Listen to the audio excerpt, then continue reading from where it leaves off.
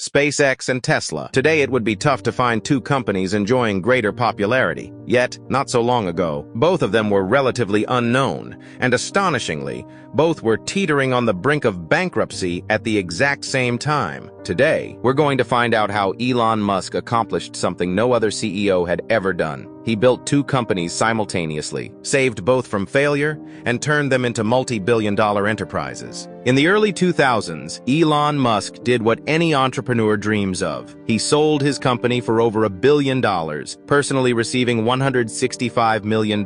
For most people, this would be the perfect moment to retire. But for Elon, this was merely the beginning. His ambition was to improve the world, and with luck, increase NASA's budget. The idea was wildly ambitious, especially considering he didn't want to spend more than $20 million. At that time, sending a mere 500 pounds into orbit could easily surpass $30 million, but Elon had a plan. He traveled to Russia looking to purchase refurbished intercontinental ballistic missiles. The Russians offered their cheapest rockets at $8 million each, still about 50% above his rocket budget. On his flight back from Moscow, Elon scribbled some calculations on a napkin and realized that raw materials for a rocket made up only about 3% of its final price. Immediately, he knew he had to build a vertically integrated rocket manufacturer if he wanted to reach Mars. To that end, he read numerous Cold War-era rocketry books, and in June 2002, he founded Space Exploration Technologies, better known as SpaceX. He set out to recruit the perfect team: young, single, highly educated individuals who wouldn't hesitate to sacrifice their personal time for SpaceX. His recruitment was direct and relentless, calling up recent aerospace grads as well as rising stars at Boeing and Lockheed Martin. Initially, some thought it was a prank,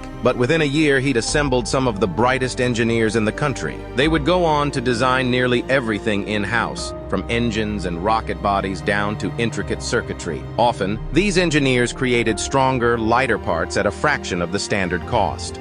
These components laid the foundation for the Merlin engine, which would power Elon's first rocket, the Falcon 1. Though development was anything but smooth, progress was clearly being made. It was then that Elon decided to raise the stakes. In early 2004, he joined a funding round for a fledgling electric car startup called Tesla. He personally invested just over $6 million, securing a position as chairman of the board. Right away, Elon applied his SpaceX experience to Tesla. For instance, the Tesla logo was crafted by the same designers behind the SpaceX logo. Naturally, his aggressive hiring philosophy re-emerged, this time targeting top talent from Apple rather than from aerospace giants. Before long, the Tesla team was working full throttle on their first electric car, the Tesla Roadster. Meanwhile, at SpaceX, engineers were logging 60-hour weeks while Elon promised highly ambitious timelines. Initially, he expected the Falcon 1's first launch in November 2003, a mere 18 months after SpaceX was founded. That deadline slipped,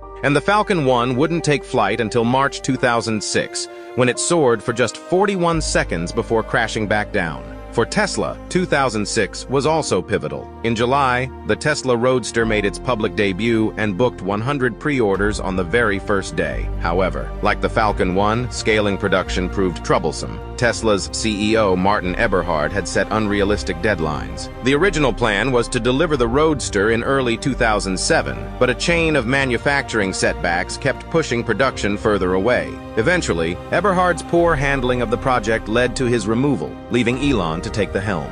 Now fully in charge of both companies, Elon faced immense pressure. He witnessed the Falcon 1's second failure when it couldn't complete its 2007 flight. At Tesla, he was grappling with Eberhard's legacy of disarray. In fact, the Roadster wouldn't enter production until March 2008. Things only got more challenging from there. In August 2008, SpaceX launched a third Falcon 1, which again failed to reach orbit, and just 1 month later, Elon's wife publicly announced their divorce. Both SpaceX and Tesla were close to running out of funds, and by late October, Tesla had only $9 million left. Salaries were delayed, and Elon had to make a tough choice. He'd invested $70 million in Tesla and $100 million in SpaceX. With his remaining resources, he had to decide, would he save just one company or risk everything to save both? Time offered him little room to decide. The fourth and possibly final Falcon 1 launch approached in September 2008. In the SpaceX Control Center in Los Angeles, Elon stood in silence, watching intently. When the rocket took off and reached orbit, the control room erupted in cheers. SpaceX had delivered a functional product at last, becoming the first private company to place a rocket into Earth's orbit. But a working rocket meant nothing if the company was bankrupt. With the economy reeling from Lehman Brothers' collapse and a global financial crisis looming, Elon scrambled to secure funding for both companies before the end of 2008. He liquidated nearly all of his personal assets to raise $20 million, gathered another $20 million from other investors, and scored $50 million from the German automaker Daimler. Just days before Christmas, it looked like Tesla might survive, but SpaceX's future remained uncertain. Then, on December 23rd, Elon received a surprising call. NASA had awarded SpaceX a $1.6 billion contract to resupply the International Space Station. The very next day, Christmas Eve, the Tesla deal closed.